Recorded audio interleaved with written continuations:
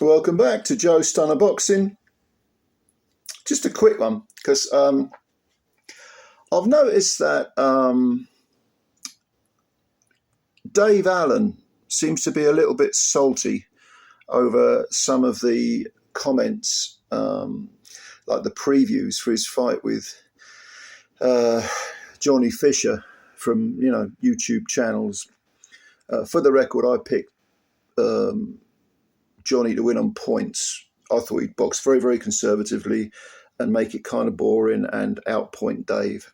We know what happened. Dave got the win. Excellent win. But Dave seems to take umbrage with the fact that a lot of people were questioning his weight when he came in. And he said, these people don't know what they're talking about. He made allusions to certain channels. And look, if you run a boxing channel and you just give your opinion, that's all it is an opinion. Everything I've ever said on the 2,800 videos I've ever done, it's just been my opinion. And sometimes I'm right and sometimes I'm wrong. And guess what?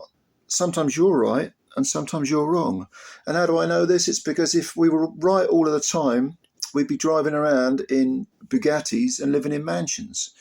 But we're not, because sometimes we get things right and sometimes we get things wrong.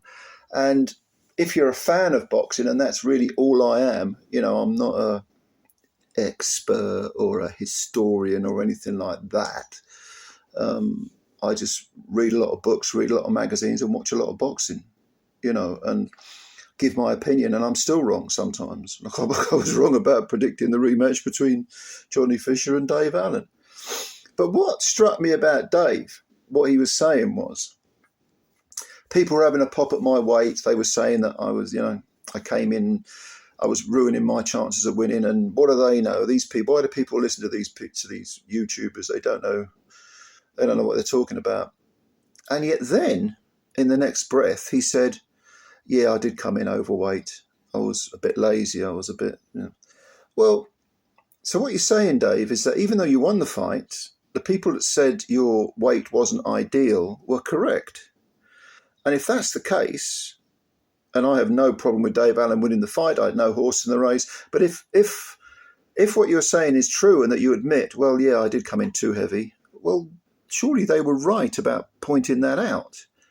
You won in spite of turning up out of shape, not because of it. And again, Dave Allen, Johnny Fisher, never met. I have met Dave Allen very, very, very briefly once at Doncaster Dome. I've never met Johnny Fisher, and they're just opinions. So I don't really know what his and they were given an opinion that you actually agree with. Okay, they got the prediction wrong, but they were right in questioning your weight. And I thought, well, that's a bit heavy for Dave. I think it was his heaviest ever weight. It's not an insult. It's not that we're getting personal with you.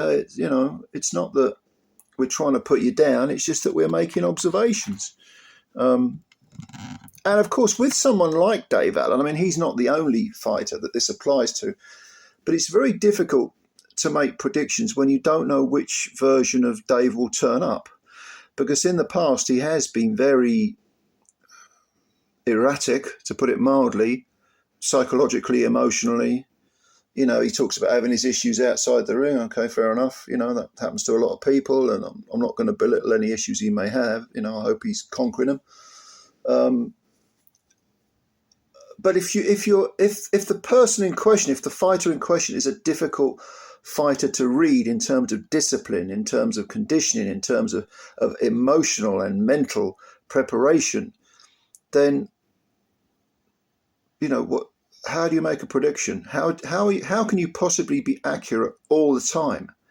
Because I would put money on the fact that probably Dave Allen very often doesn't know which Dave Allen is going to turn up.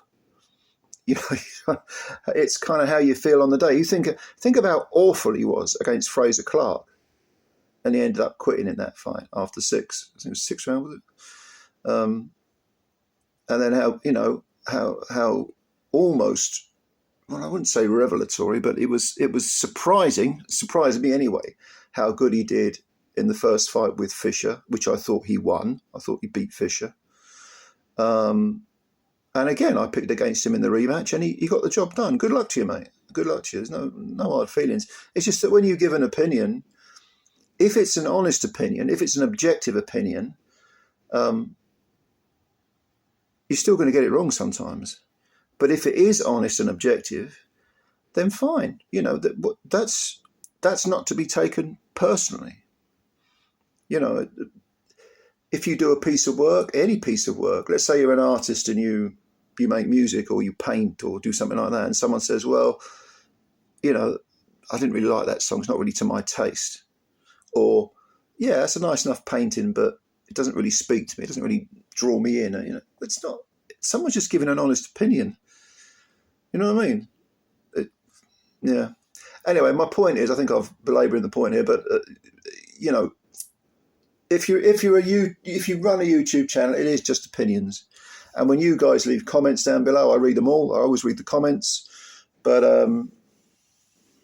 sometimes I agree with you, sometimes I don't. It don't mean that I'm going to declare war on you, you know. And I think Dave, probably with this victory and with the fact that he's now the man of the moment, he's got a touch of the Don Charleses about him. He's perhaps putting the boot in on people who doubted him.